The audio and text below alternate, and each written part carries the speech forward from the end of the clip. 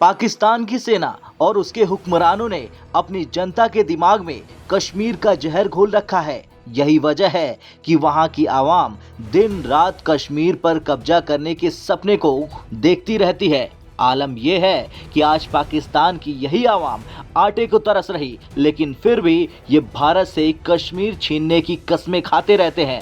अब पाकिस्तान का एक बड़ा तबका है जो होश में आ गया है। हालांकि जो अभी भी होश में नहीं आ रहे, उनको पाकिस्तान के सबसे अमीर आदमी का बयान कान खोलकर सुन लेना चाहिए। कश्मीर कश्मीर करने वाले पाकिस्तान की जनता को ये सुनना चाहिए कि पाकिस्तान का सबसे अमीर आदमी भारत को लेकर क्या कुछ कह रहा। दरअसल पाकिस्तान के सबसे अमीर बिजनेसमैन मियां माशा ने पिछले साल ही इस बात की भविष्यवाणी कर दी थी कि पाकिस्तान की कपड़ा इंडस्ट्री को भारी झटका लगने वाला है। मियां माशा ने साफ कहा था कि पाकिस्तान को भारत की शरण में चले जाना चाहिए। उस वक्त मियां माशा की इस बात को न तो पाकिस्तान के पूर्व वजीर आजम इमरान खान ने मानी थी और न ही अब माइक तोड़ पीएम शहबाज शरीफ ने। और अब इसका खामियाजा सिर्फ और सिर्फ पाकिस्तान की आवाम को झेलना पड़ रहा। मियां माशा को पाकिस्तान का अंबानी कहा जाता है और पाकिस्तान की कट्टरपंथी आतंकवादियों को पालने वाली सरकारों ने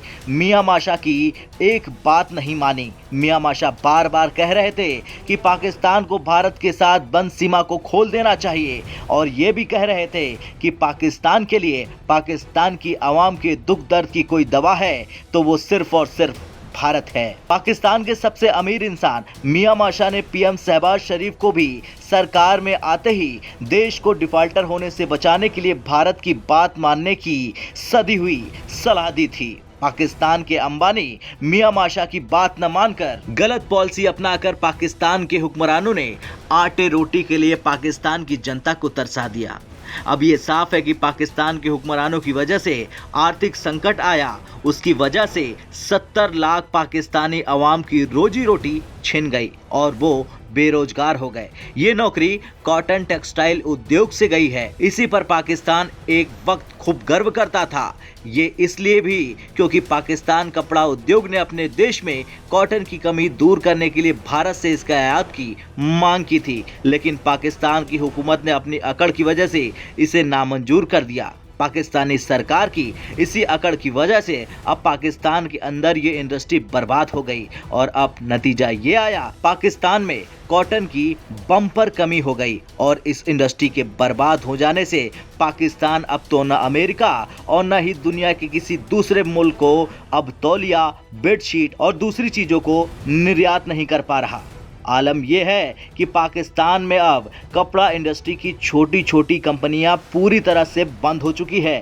वैसे भारत ने लाख बार पाकिस्तान को समझाया कि आतंकवाद छोड़ दो पाकिस्तान, लेकिन वो नहीं माना और आज परिणाम किस कदर भुगत रहा। यहाँ तक कि चीन भी पाकिस्तान का साथ धीरे धीरे छोड़ रहा है। खैर कुछ भी हो, मियां माशा का ये बयान सुनकर पाकिस्तान की जनता के होश जरूर उड़ जाएंगे और ये साबित हो गया कि पाकिस्तान के हुक्मरानों की अकड़ की वजह से 70 लाख पाकिस्तानी अवाम बेरोजगार हो गई। आपका क्या कुछ कहना है?